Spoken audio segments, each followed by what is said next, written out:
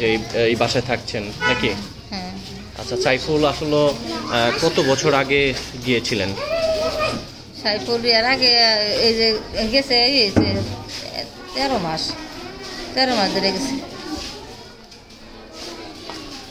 সাইফুলের আসলে সম্পর্কে একটু বলবেন যে সাইফুল আসলে ছেলে হিসাবে কিরকম ছিল? হ্যাঁ, ও কথা কোন লাভ না, যার কাছে যাইবেন সোনার মানুষ ছিল, এর মতো তুলনাই হয় না, অনেক ভালো ছিল। মানে বাংলাদেশ থেকে 13 মাস আগে তিনি পাড়ি জমিয়েছিলেন। হ্যাঁ। আচ্ছা আচ্ছা।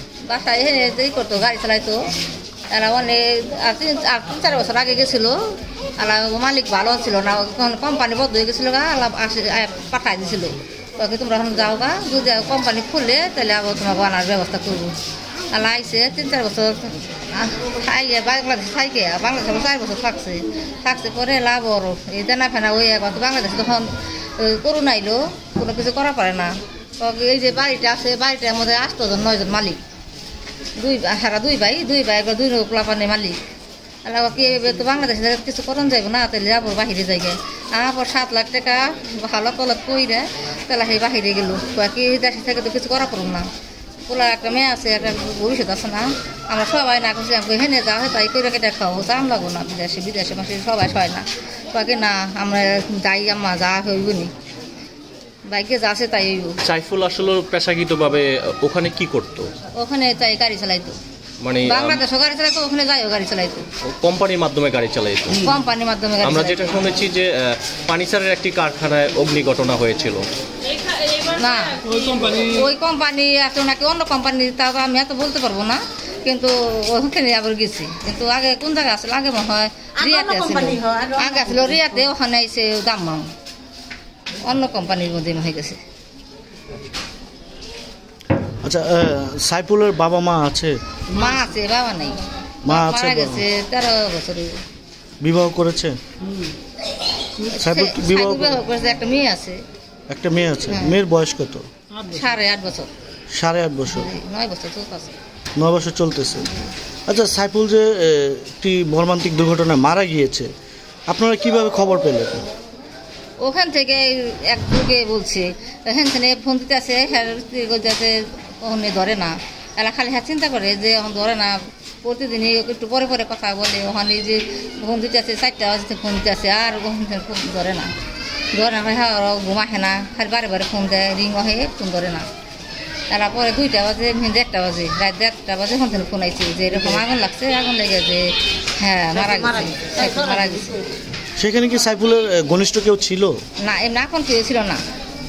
আমাকে বাংলাদেশের আছে অন্য এলাকার, আমরা কেউ যোগাযোগ নাই, জানি না, চিনি না, কিন্তু অনেকার মানুষই একজনের ফোন দিয়েছিল।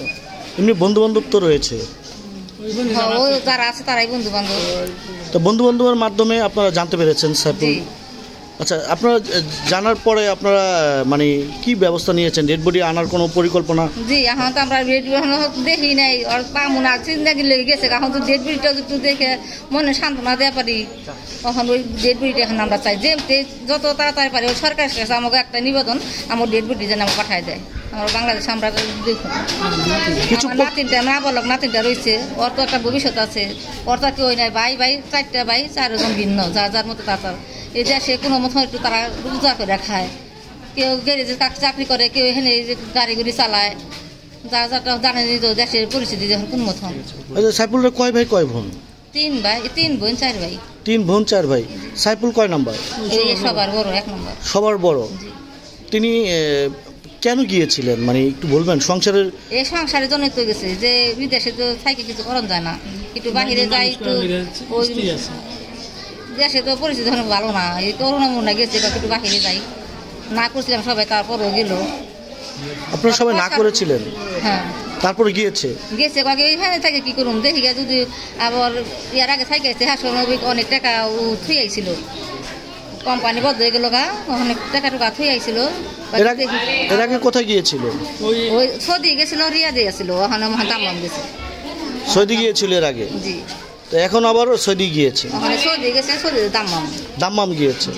আচ্ছা, সাইফুলের যে সবার বড়, তার যে আরো ভাই বোন যারা রয়েছে, তারা এখন এই মুহূর্তে কোথায় আছে, কি অবস্থা বলতে পারবেন? এখানে একজন ওই গিরেজে চাকরি করে কাজ করে, আর একজন ওই গাড়ি চালায় নেই, আর একজন আছে ওটা দুবাই গেছে, বাহিরেই আছে। আচ্ছা, তো সর্বশেষ আপনি সাইফুল ভাই যে ডেড বডিটা আছে সৌদি আরবে, এখন হয়তো পড়ে আছে কোনো এক জায়গায় বা হিমাগারে বা হসপিটালে, সেই ডেড বডিটা বাংলাদেশে কিভাবে আসবে বা কিভাবে আপনারা আনতে পারবেন সে বিষয়ে মানে আপনারা কতটুকু এগিয়েছেন? আমরা এখন কি সরকার যা করবো সরকারই করবো, এটা তখন আমরা পারবো না, আমাদের তখন ক্ষমতা নাই, আমার ওই কোনো পরিস্থিতি আমরা নাই, আমরা গরিব মানুষ, আমরা কেমনি কি করবো, মানে ওই সরকার যেভাবে ও ব্যবস্থা করবো। সাইফুল ভাই সরকারের কাছে আমাকে এটাই নিবেদন, ওখানে যেতে হোক আমার ডেড বডি আমরা চাই, আমরা দিব সে দেখাটা তো দিব, কারণ মা বাপ আছে, মেয়ে আছে একটা, বাপ নাই, ভাইরা বোনরা যে কান্নাকাটা করতেছে সবাই। সাইফুল ভাই যেখানে চাকরি করতো মানে সেই কফিলের খরচেই তো দেশে আসার কথাটা ডেড বডি, তাই না? কফিল সঙ্গে কি আপনারা যোগাযোগ করার চেষ্টা করেছিলেন?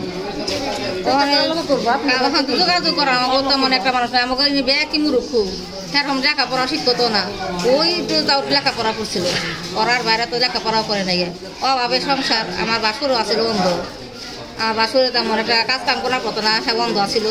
এই মেয়ে ছেলের মেয়েটা অনেক কষ্ট করে মানুষ করছিল, ছোটো ছোটো পোলাপান থেকে ছোটো কালে ওরা বেশ লেখাপড়া করা পান নাই টাকার জন্য, এই সংসারের অভাবের লোক জন্য। তো ঠিক আছে, আর কিছু বলার আছে আপনার? ওখানে বলার মধ্যে বলাই আমরা ওই ডেড বডিটা চাই, আমরা যাই হোক, এখন মেয়েটা আছে, বউ আছে, ওখানে যেমতে হোক আপনার কিছু জন লাগবো, খরচপাতি না দিতে তারা চলবো কিনতে। মেয়ে এবং বউ তার কোথায় আছে? এবারে আছে, এখানে আছে একটা মা আছে, মা তো লাগে থাকে। আচ্ছা, তো ঠিক আছে, ভালো থাকবেন আপনি।